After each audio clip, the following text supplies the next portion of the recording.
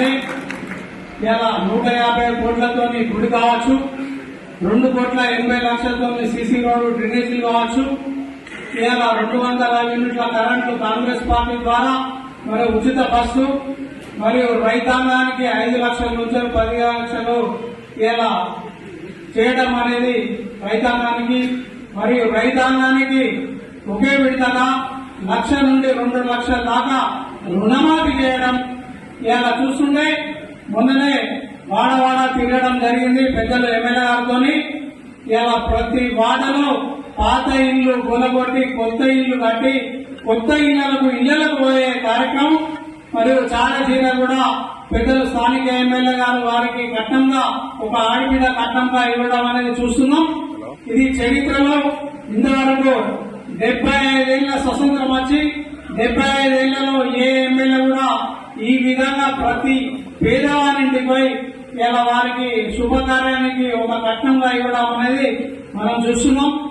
ఇకపోతే ఇప్పుడు జైలైన సోదరులను ఒక ముచ్చట అంటున్నా, ఇప్పటి మనమే కాకుండా మంచి గాని చెడు గాని ప్రతి ఒక్కరూ తోడుగా ఉండి పార్టీకి తోడుగా ఉండి స్థానిక ఎమ్మెల్యేకు తోడుగా ఉండి ముందడికి నడవాల్సిన బాధ్యత ఉన్నది అని కూడా నేను మనవి చేస్తున్నాను.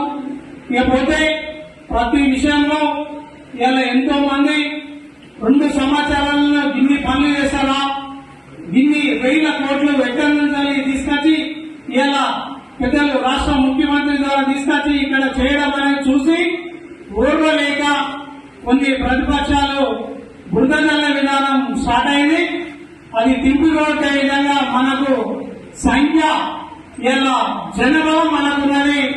ఇలా జనబలంతోనే మనం తిప్పికొట్టి ప్రతి విషయంలో చేదోడుగా వాదనలు ఉండి వారికి అనుకూలంగా ఉంటే తప్పకుండా ఈ 3 సంవత్సరాల కాదు మళ్ళొచ్చే 10 సంవత్సరాలు కూడా స్థానికంగా ఉండి మనకు సేవ చేసే విధానం ఉంటుంది. కాబట్టి తప్పకుండా వారికి తోడుగా ఉండాల్సిన అవసరం ప్రతి ఒక్కరికి ఉన్నది.